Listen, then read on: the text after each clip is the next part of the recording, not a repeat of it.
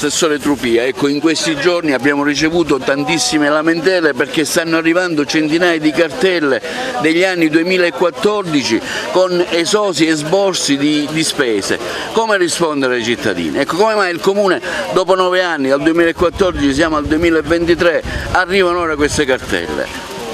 Allora, noi intanto consegniamo i ruoli all'agente per la riscossione, quindi poi è l'agente per la riscossione che provvede all'emissione delle cartelle.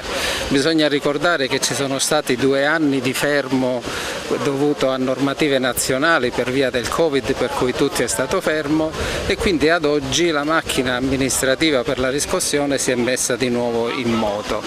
Il Comune di Agrigento, con delibera di Consiglio Comunale di qualche mese fa, non ha aderito alla rottamazione delle cartelle riguardanti solo ed esplicitamente i tributi comunali.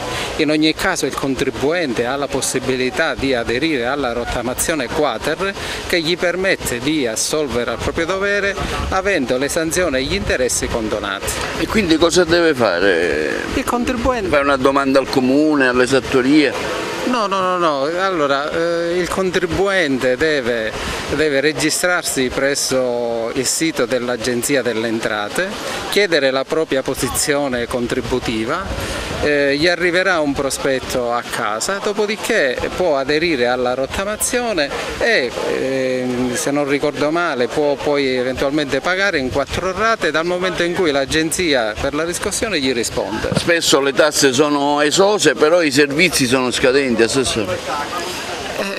Questo purtroppo dipende anche dalla riscossione che riesce a fare il Comune, perché se tutti i contribuenti versassero regolarmente magari i servizi sarebbero migliori. Ecco, non crede che il Consiglio abbia sbagliato ad adottare la misura di non aderire alla rottamazione, considerando che Agrigento purtroppo da anni è sempre l'ultima in classifica per reddito pro capite? Sarebbe stato, diciamo, un gesto importante per la città. No, rispetto alla delibera che è stata approvata dal Consiglio Comunale, il contribuente non ne ha avuto nessun danno, perché, ripeto, attraverso l'adesione alla rottamazione quater riesce ad ottenere le stesse misure che avrebbe avuto dall'eventuale delibera del Consiglio Comunale, dove avrebbe abbonato così semplicemente le sanzioni e gli interessi senza avere la certezza della riscossione, perché il debito di sorte capitale rimaneva lo stesso.